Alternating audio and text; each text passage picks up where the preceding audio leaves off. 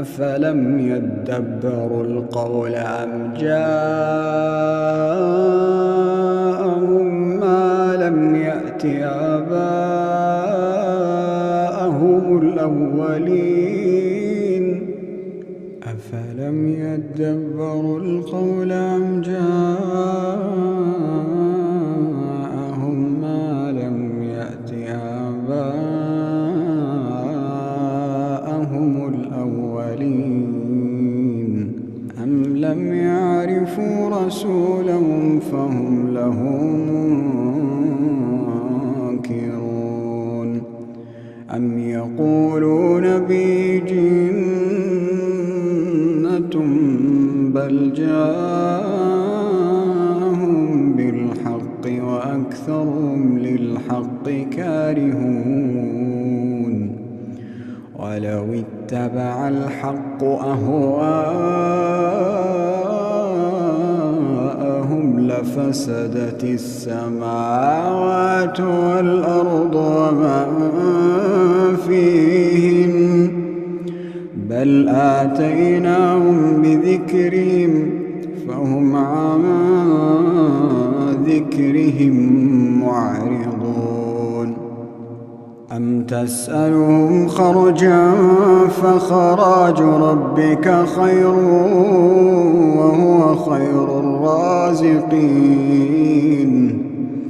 أم تسألهم خرجا فخراج ربك خير وهو خير الرازقين وإنك لتدعوهم إلى صراط مستقيم وإن الذين لا يؤمنون بالآخرة عن الصراط لناكبون ولو رحمناهم وكشفنا ما بهم من ضر للجوا في طغيانهم يعمهون ولقد أخذناهم بالعذاب فما استكانوا لربهم وما يتضرعون ولقد أخذناهم بالعذاب فما استكانوا لربهم وما يتضرعون حتى إذا فتحنا عليهم بابا ذا عذاب شديد إذا هم فيه مبلسون وهو الذي أنشأ لكم السمع والأبصار والأفئدة قليلا ما تشكرون وهو الذي ذرأكم في الأرض وإليه تحشرون وهو الذي يحيي ويميت وله اختلاف الليل والنهار أفلا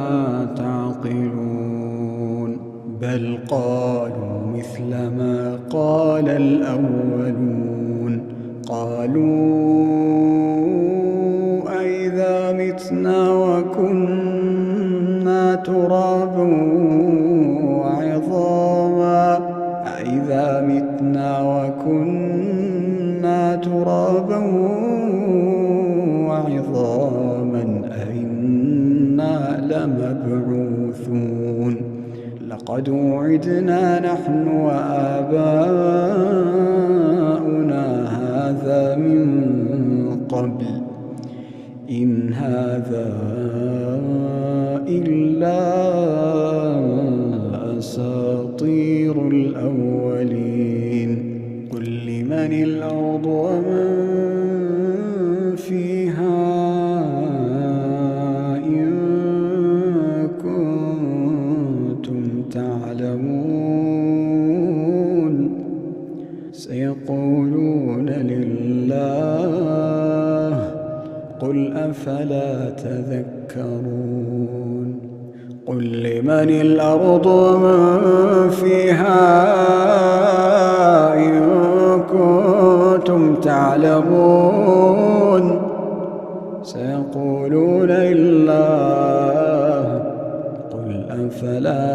تذكرون قل من رب السماوات السبع ورب العرش العظيم سيقولون لله قل أفلا تتقون قل من بيده ملكوت كل شيء وهو يجير ولا يجار عليه قل من بيده ملكوت كل شيء وهو يجير ولا يجار عليه إن كنتم تعلمون سيقولون لله قل فأنى تسحرون سيقولون لله قل فأنى تسحرون بل أتيناهم بالحق وإنهم لكاذبون ما اتخذ الله من ولد وما كان معه من إله إذا لذهب كل إله بما خلق ولعلى بعضهم على بعض سبحان الله عما يصفون سبحان الله عما يصفون عالم الغيب والشهادة فتعالى عما يشركون عالم الغيب والشهادة فتعالى